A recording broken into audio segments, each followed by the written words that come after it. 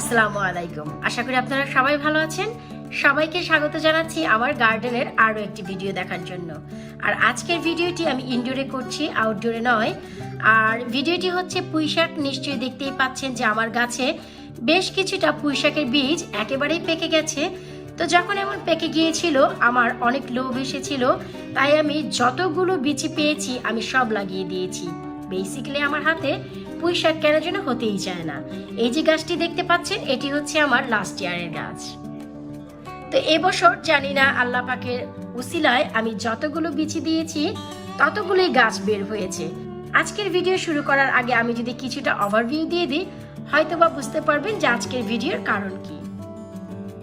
আমি একটু দেখাচ্ছি, দেখুন লাল ডগার পুঁইশাক আমি বীজটি নিয়ে সরাসরি দিয়ে দিয়েছি। আর দেখুন গাছ উঠে গেছে। আর এই যে গাছ, এটি আমি একটি তেলের গ্যালনে দিয়েছি। তেলের গ্যালনটি হচ্ছে 3 লিটারের। তো একটি পটে আমি একটি গাছ দিয়েছি। এমন অজস্র গাছ আমার উঠেছে। চলুন একটু ঘুরে দেখে আসি।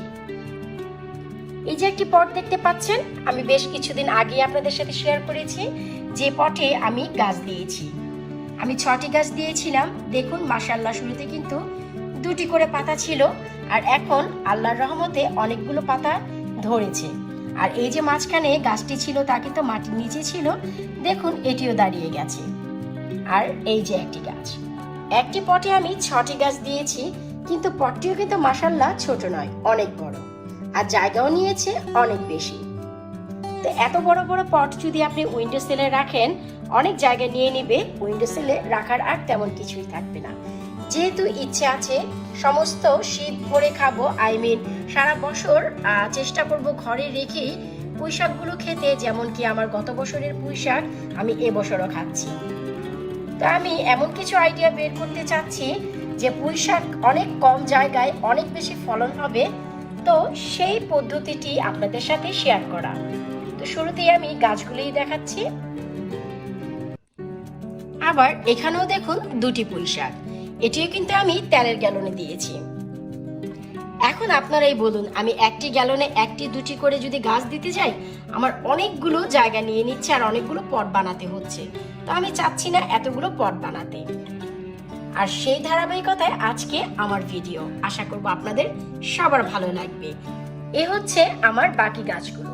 একটু লক্ষ্য করলেই দেখবেন মাশাআল্লাহ অনেকগুলো গাছ এখানে হয়েছে। এবার বলুন, এই গাছগুলো যদি একটা একটা করে পটে দিতে যাই, কতগুলো পট আমাকে বানাতে হচ্ছে। আর এই গাছগুলো দেওয়ার জন্যই আমি আজকের ভিডিওটি করছি, যেন একটি পটে 4টি গাছ দিতে পারি, তাও আবার অনেক দূরে দূরে, অনেক বড় পট নয়, একটি তেলের গ্যালনে, এবং রুটিং হবে দারুণভাবে। আশা করব আপনাদের সবার ভালো লাগবে। 4টি গাছ থাকলেও একটি গ্যালনে একটি রুট আরেকটির সাথে লাগবে না, এটি হচ্ছে আমার গ্যারান্টি। আর চলুন সেই ভিডিওটি আমি আপনাদের সাথে শেয়ার করি। এখানে আমি একটি গ্যালন নিয়ে নিয়েছি, বেসিক্যালি এটি তেলের গ্যালন। এখন কথা হচ্ছে যে একটি রুট আরেকটির গায়ে লাগবে না, এ ভাই কেমন কথা?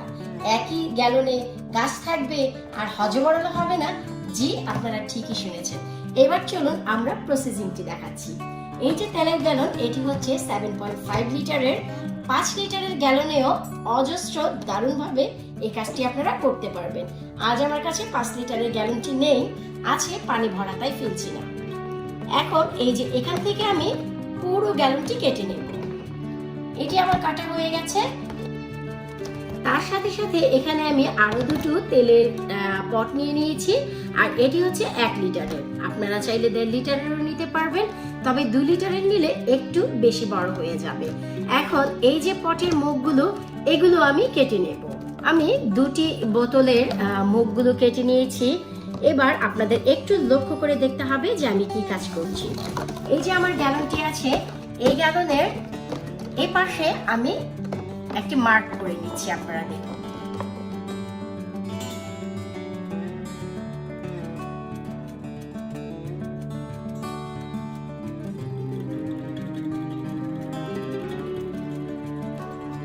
এখন হচ্ছে আমার 2টি পাশে তো কেটে নেওয়া হয়ে গেছে। এখন এই পাগল লাবণী এই 2টি পাশ কেন কাটলো তা আপনাদের সাথে আমি শেয়ার করছি। এই যে আমরা অন্য 2টি বোতলের মুখ কেটে নিয়েছি। এবার দেখুন যে আমরা এই যে মুখটি তা এভাবে দিয়ে দিচ্ছি।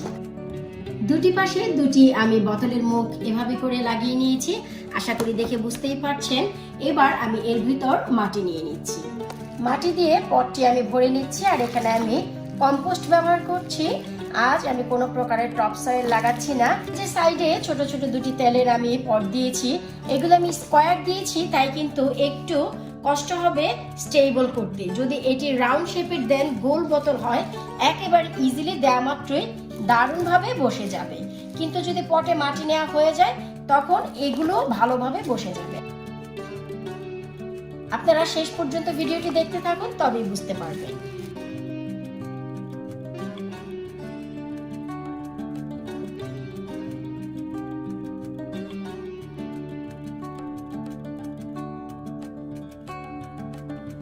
একটু লক্ষ্য করলেই দেখবেন যে আমার পটটি কিন্তু সম্পূর্ণ রেডি হয়ে গেছে। আর এই যে দুপাশে দুটি পট দিয়েছি, এগুলো যদি আপনাদের লাগাতে সমস্যা হয়, আপনারা চাইলে আঠা দিয়েও লাগাতে পারেন, কোনো সমস্যা নেই। আর আমি যেহেতু দুপাশে দিয়েছি, আপনারা চাইলে কিন্তু চারপাশেই ব্যবহার করতে পারবেন, তাতেও কোনো সমস্যা নেই। মাশাআল্লাহ, যেভাবেই দেন না কেন গাছ আপনার সতেজ হবে। এবার হচ্ছে গাছগুলো লাগানোর পালা।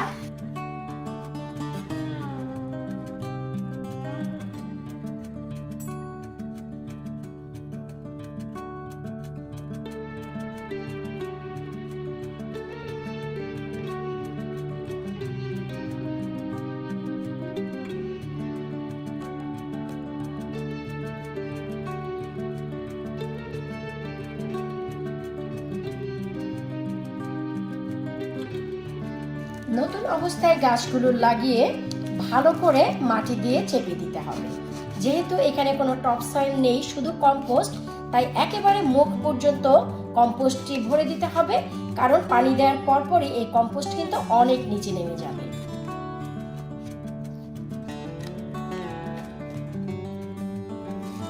ঠিক একইভাবে আমরা সাইডে যে গাছগুলো দিয়েছি সে গাছেও মাটি দিতে হবে। তবে জায়গা যেহেতু অল্প, তাই এবার একটু বুঝে বুঝে অল্প অল্প করে মাটি দিয়ে পুরো বক্সটি কভার করে দিতে হবে। গাছটি যখন একবার সেটেল হয়ে যাবে তখন এই গাছটি নিয়ে আর তেমন কোনো টেনশন করার কোনো প্রয়োজন হবে না। আশা করব আজকে আমার এই পুঁইশাকের আইডিয়াটি আপনাদের ভালো লেগেছে। যদি ভালো লাগে আপনারা ঠিক এভাবে ট্রাই করতে পারেন। আর বিশ্বাস করুন, অল্প জায়গাতে আপনার এই 4টি গাছ খুবই দারুণভাবে বেড়ে উঠবে। আর গাছটি যখন বেড়ে উঠবে আপনারা নিজেরাই বুঝতে পারবেন। অবশ্যই আমি চেষ্টা করব আগামী 2 সপ্তাহ পর এই গাছের একটি আপডেট নিয়ে আসতে। যেহেতু গাছটি আজকেই লাগানো, সেই হিসেবে রৌদ্র থেকে জাস্ট একটু দূরে রাখবেন, তারপর 2 সপ্তাহ পর রৌদ্রে নিয়ে আসবেন। আশা করব ভিডিওটি ভালো লেগেছে। ভালো লাগলে অবশ্যই চ্যানেলটি সাবস্ক্রাইব করবেন, সাবস্ক্রাইব করে আমার পাশেই থাকবেন। অবশ্যই আপনারা এইভাবে যদি ট্রাই করেন, আমাকে ফেসবুকে ছবি তুলে ফেসবুক পেজে অবশ্যই শেয়ার করবেন। আল্লাহ হাফেজ।